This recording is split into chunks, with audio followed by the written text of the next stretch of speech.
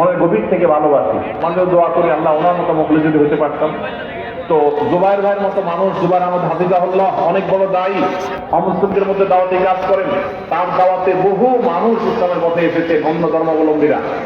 জুবাইর ভাই কালকে আসবেন ইনশাআল্লাহ, আপনারা কালকে থাকবেন। আর পরশুদিন আপনারা যান আসুন্নাহ ট্রাস্ট, ডক্টর মোহাম্মদ আব্দুল্লাহ জামিউল্লাহ প্রতিষ্ঠিত আসুন্নাহ ট্রাস্টের সম্মানিত ট্রাস্টি এবং এই প্রতিষ্ঠানের মূলত মুরব্বী যিনি এখন আছেন ফুরফুরার সম্মানিত পীর সাহেব হুজুর, তিনি আসবেন আব্দুল হাই মেশকাত সিদ্দিকী হাফিজাহুল্লাহ, যিনি আমাদের শেখ ওসমান খন্দকারের মামা এবং স্যারের শেলক, তিনি আসবেন পরশুদিন ইনশাআল্লাহ সমাপনী দিবসে। আপনারা এই জন্মদিনের সময় এখানে আসবেন এবং প্রতিষ্ঠানের সাথে আপনারা সম্পৃক্ত থাকবেন। আল্লাহ তাআলা আমাদের সবাইকে তৌফিক নসিব করুন। আমার মন চায় আপনাদের সবার সাথে একটু হাত মিলাই, একটু মুসাফা করি, কিন্তু সেই সুযোগ তো নাই। এটা করতে হচ্ছে ফজর হয়ে যাবে, আপনাদেরও বাসা যেতে হবে, আমারও আবার ফিরে যেতে হবে।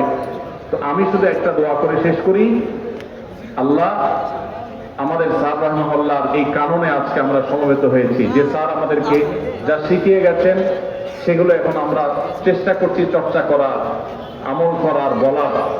আমরা এখানে যেভাবে আজ সমবেত হয়েছি, আমাদের পর্দা আলে বহু মা বোনরা আছেন। মা বোনদের উদ্দেশ্যে কিছু কথা বলার ইচ্ছা ছিল, কিন্তু সে সুযোগ সময় আমার হয় নাই।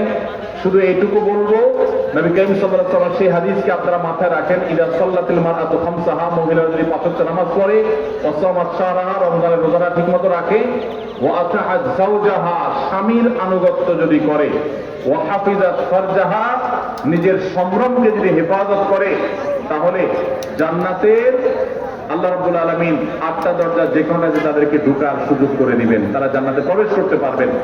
তো ভাইরা আমার, আমাদের বোনদেরকে আমি বলতে চাই, তারা যেন এই শেষের দুটি আমল, অনেক বোন এখানে যারা আসছেন আপনারা হয়তো ৫ ওয়াক্ত নামাজে পড়েন মাশাআল্লাহ, স্বামীর আনুগত্য করা, এটাকে আমি বলি তিতা করল্লার মতো আমল। এটা করতে মন চায় না। অনেক মহিলা আছেন কোরআন তেলাওয়াত করতে রাজি, দোয়া দুরূদ করতে রাজি, সবই ঠিক আছে, স্বামীর কথা শুনতে রাজি, স্বামীর কথাটা মানতে রাজি না। স্বামীটা যদি একটু মনে হয় একটু বেকুব সেকুব হয়। আমি একটা কথা প্রায় বলি, পৃথিবীতে বহু বুদ্ধিমান পুরুষ আছে, একটাও চালাক স্বামী নাই। কি বুঝলেন? পৃথিবীতে বহু চালাক পুরুষ আছে, কিন্তু একটাও চালাক স্বামী নেই। কারণ সব মহিলার কাছে তার স্বামীটা একটু বেকুব কিসিমে।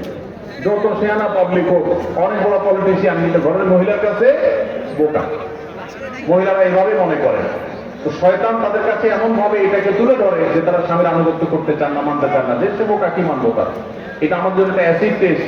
বিশেষ করে আজকের এই জোয়ার যখন চলছে, ইমান বিরোধী জোয়ার, গোটা বিশ্বে নানাভাবে প্রপাগান্ডা চালাচ্ছে আমাদের মা বোনদের বিপদগামী করবার জন্য।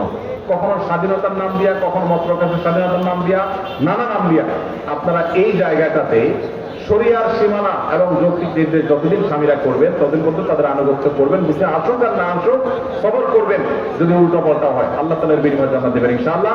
সেই সাথে চেষ্টা করবেন নিজের সম্ভ্রমকে হেফাজত করার, মেয়েদেরকে, ছেলেদেরকে চরিত্রহীন যেন না হয় সেই পথ থেকে তাদেরকে বাঁচিয়ে রাখার চেষ্টা করবেন। মা বোনদের প্রতি নাসিহত থাকলো।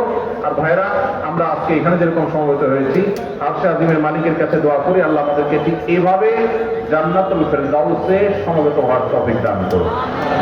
জান্নাতে ইনশাআল্লাহ যদি আল্লাহ আমাদের সবাইকে যাওয়ার তৌফিক দান করেন, তাহলে সেখানে মুসাফা হবে, বৈঠক হবে, অনেক কিছু হবে, সেলফিও হয়তো হবে, কোনো অসুবিধা নেই ইনশাআল্লাহ।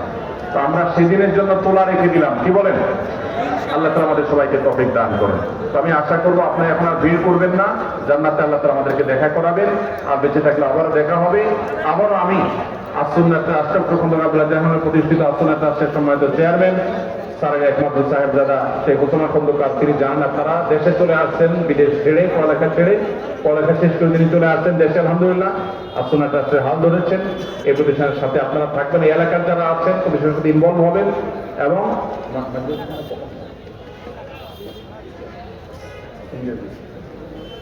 প্রতি ইংরেজি মাসের প্রথম শুক্রবার সন্ধ্যায় বাদ মাগরিব এখানে মাজলিসুস সুন্নাহ হয়। এটা স্যার থাকতে স্যার করতেন, এখন আলহামদুলিল্লাহ শেখ ওসামা খন্দকার করেন। আপনারা যারা ঝিনাইদহের মানুষ আছেন, দূর দূরান্ত থেকে এখানে আসবেন।